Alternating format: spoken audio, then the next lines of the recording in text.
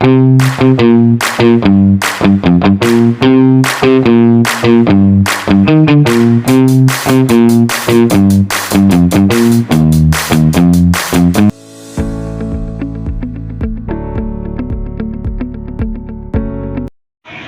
day, Ma'am Lenny. So we are the Group 3, and we are here in front of you to present our market research proposal.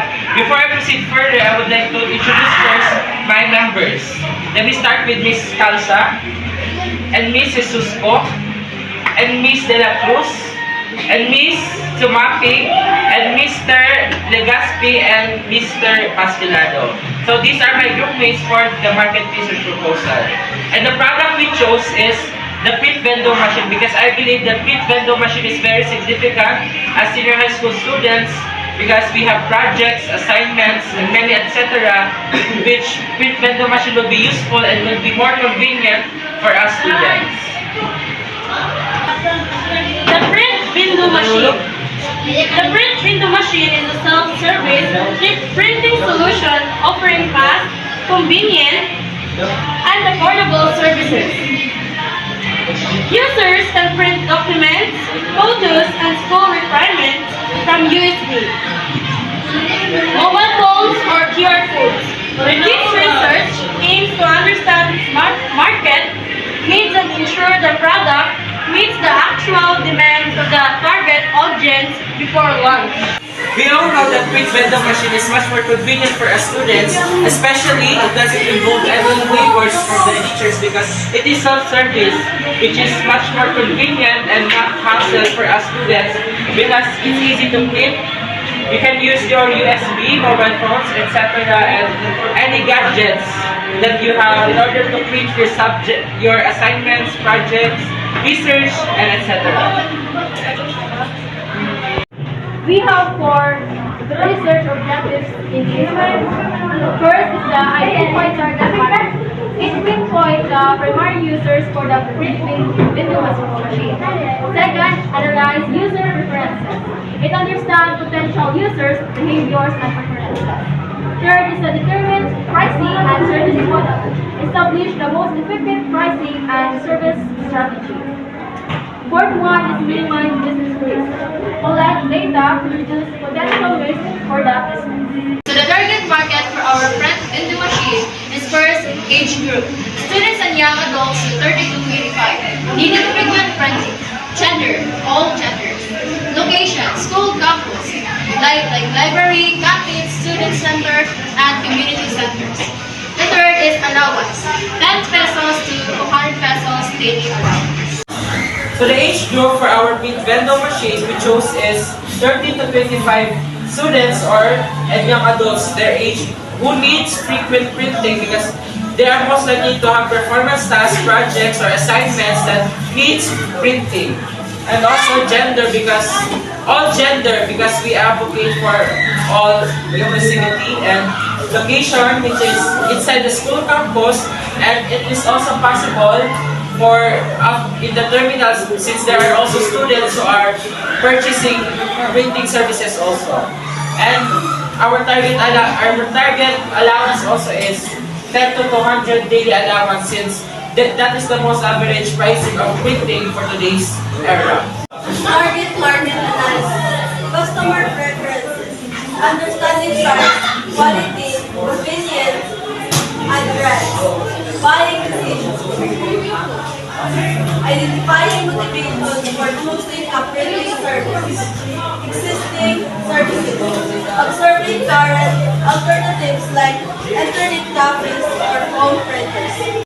So one of the variables for target market analysis is we have to consider the customer preferences, because as entrepreneurs we should be the one adjusting to them since they are the one who are availing our services. So for buying decisions, we have to identify motivations for choosing a printing service. So that is one of the variables. And next is existing services. We have to observe alternatives like home cafes or internet cafes or computer shops since they are one of our competitors. Research method survey. A survey was conducted among students and community members to collect relevant data. Questions on demographics, printing habits, preferred methods, pricing expectation, and service preferences. Result, provide insights into the viability and demand for the print window machine. So the data collection method we use is survey because survey is one of the most common methods to gather data or information for conducting a business. So here's the example of our survey. So as you can see, one of the variables that we consider is the demographic and the printing habits of those students, which needs frequent printing in terms of academics. Next. So we are now here at the survey results which we conducted through using Google Forms. So for the respondent profile, most likely who are in need for the print window machine are 16 to 18 years old. And for the gender, which most likely is female. And daily allowance is 50 to 100 per week. So that is the survey result in terms of demographics. Printing is a challenge. Printing is what makes the assignment project and result. Common problem, lack of available printer. Printing cost. Only times stands for company. In such, time, erosion, ability reading, base, printers, or no printers. So printing needs and challenges. So most likely students are facing frequent printing in terms of academics. They encounter like high prices or a lot of projects which they need printing. Which the common problem is the lack of available printers, high printing costs, long waiting times, and distance from print shops.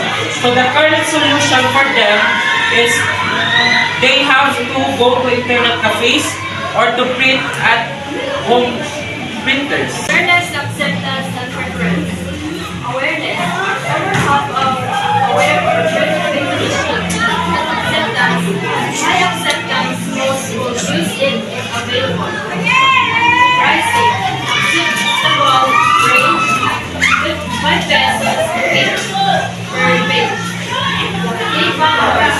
Affordable price. Quality. Fast service. File source. Mobile phone printing via or QR code. So here's the conclusion and recommendation. Strong demand. Survey confirms high demand for a print window machine among students.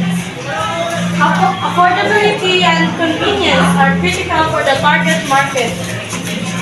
Viable solutions. The print window machine is a practical, in-demand, and viable product for school or community implementation.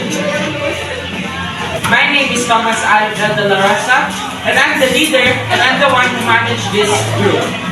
And I'm Irene Rosa, and I survey 3 people.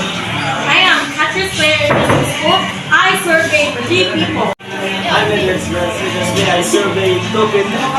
I am I survey 2 people. I am Gasly. I survey 2 people. And I'm Annalise Mapit. I survey